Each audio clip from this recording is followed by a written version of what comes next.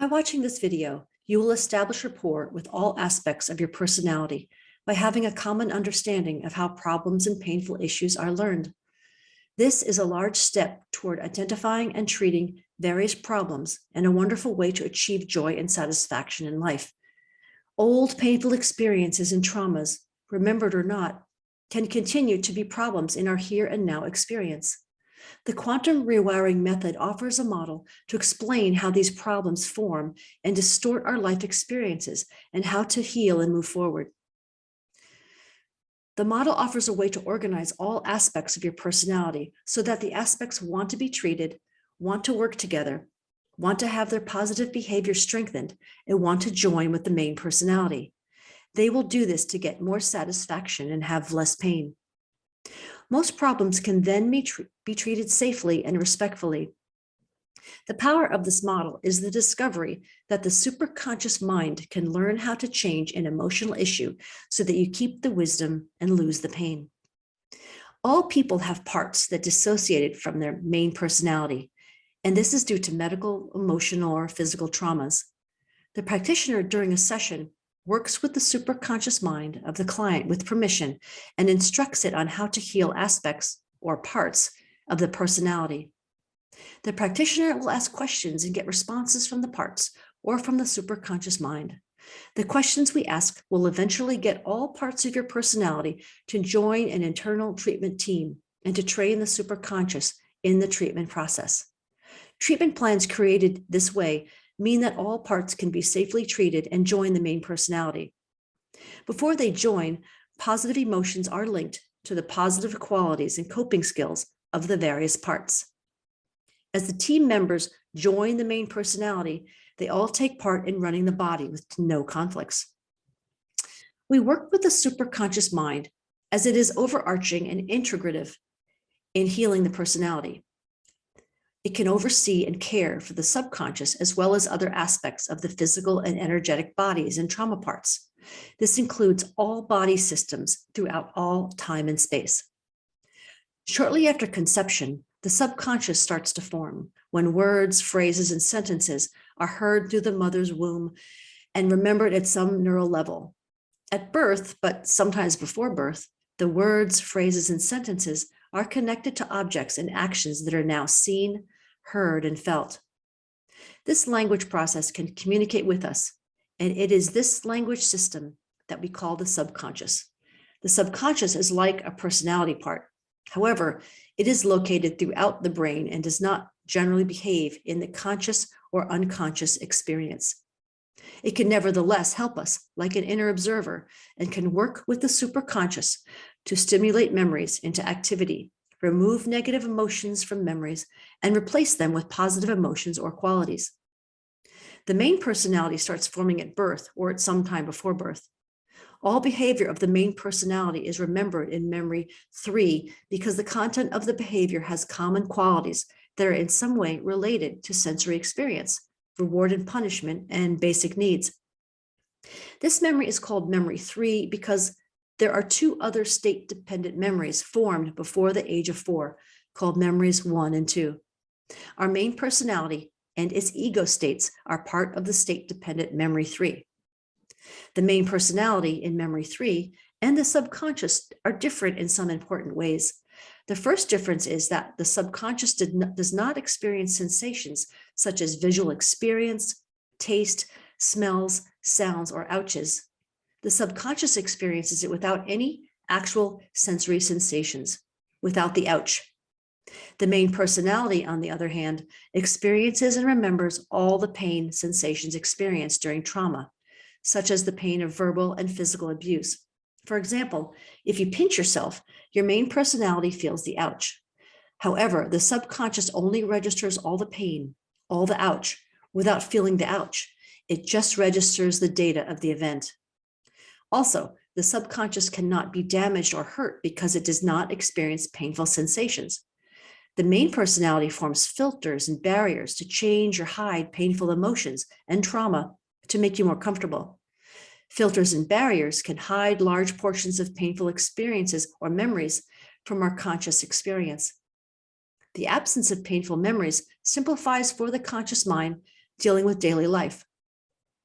On the other hand, the subconscious has no sensory experience in the form of pain and trauma, and therefore does not have filters and barriers. Hence, it has the capacity to know, without pain, the details of all active memories in the conscious or unconscious experience, even the most painful memories. It also has the same capacity with all memory processes running everything in the brain and body. When the subconscious accesses a memory, it has the capacity to know what caused the memory and how to treat any emotions associated with it. Now, here is a way a trauma memory may form. If you walk around a corner and see a dead body, you will take a deep breath and your heart will start pounding. In addition, your forebrain gets very active, trying to deal with all the sensory experiences and the emotions. All of these and other mobilized brain activities will be included in the content of the memory of the trauma.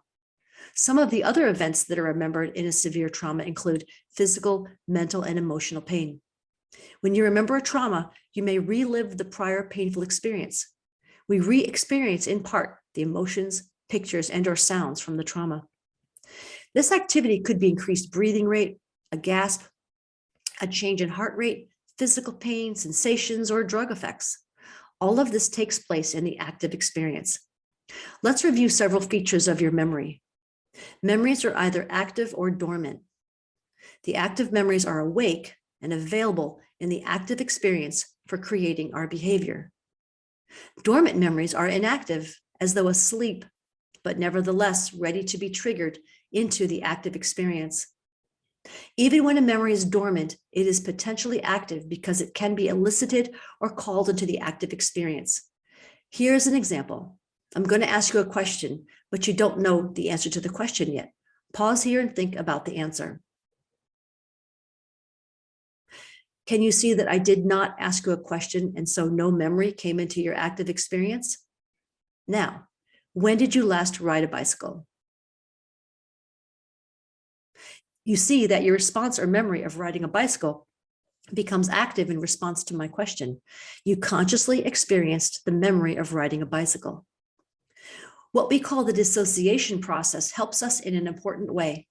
As we move and grow throughout life and develop certain behaviors, the dissociation process develops naturally to remove active memories and emotions that are unnecessary in our conscious awareness, so as to simplify conscious activity. The dissociation process, for instance, is at work when you take a walk. It has separated into the unconscious all of the sensations that are present in your body when you walk.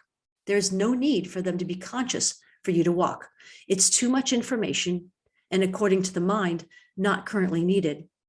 This process helps a person to get more satisfaction and to avoid pain by keeping painful memories or emotions in the unconscious. The main personality is usually who we are in the simplest sense, from before birth to present. The main personality uses the dissociation process to protect us and keep us safe. When painful memories are dissociated, we call the unconscious memories repressed memories. Dissociated painful memories can return spontaneously with or without further experience and intrude into our thoughts and emotions. Sometimes treatment techniques or the experiencing of a similar trauma can result in triggering dissociated memories. When one removes the dissociative process, the main personality can again experience the memories, the pain and the hurt. Now, parts or aspects caused by the dissociative process are different from amnesic parts. Severe trauma and an absence of previous experience cause amnesic parts. So let us look at how amnesic memories or parts are formed. When we look at the time duration of trauma, we know that trauma with moderate pain can start and then continue for some duration until it ends. We can remember moderate trauma easily and tell somebody about the traumatic experience. But when a trauma is new and has never been experienced before, namely when there's no memory to manage the situation, the trauma either evokes extreme emotions or is experienced as life-threatening, and the brain mobilizes. This means that the intense emotions mobilize memories that operate independently of the main personality to create a survival response. Because the main personality is not generating behavior, it is rapidly pushed out of the active experience to become dormant. At this point, a trauma part forms. This creates survival behavior. The memory of the trauma part includes all thoughts and behavior from the start of the trauma to some point near the end of the trauma. The amnesic or trauma part forms while the main personality is out of active experience. When the intensity of the trauma winds down at some point, the main personality returns. Trauma issues and other painful memories are a collage of memories with unique neural structures. The superconscious orchestrates the treatment process with the subconscious mind. The treatment process involves stimulation by the superconscious and subconscious, which causes the nervous system to create a new collage of neurons. The emotional memories and the wisdom remain, but new neural networks are formed with more positive emotions and beliefs. Painful emotions are dismantled. After quantum rewiring or recodes, positive emotions are associated to good coping behaviors and protective information to make these skills more available for creating behavior. After joining a part with the main personality, the positive emotions will motivate helpful behaviors to be active as necessary. The reason for treating the pain of a part is to get the part ready without pain to join with the main personality. We call this integration. The major benefit of this joining of memories is that because memories create behavior and filters for experience, all the parts with the main personality can now run the body at the same time without conflicts. Also, all the knowledge, wisdom, and understanding of the trauma part are available to contribute to behavior in appropriate situations. All trauma parts have helpful protective information and coping behavior. When all the parts and aspects have joined with the main personality, all the integrated experiences from the entire personality are used correctly and appropriately when creating behavior. They will all experience both satisfaction and less pain. Imagine you want to lose weight, but a dissociated part wants a cookie. This part can take over the main personality and cause you to go off your diet. After integration, the part understands that it may need to wait for the cookie, and it cooperates with your overall desire to lose weight. Please be sure that if you do not fully understand the information in this video, that your superconscious, subconscious, and all of your parts have understood it, and most or all of the parts have joined the treatment team.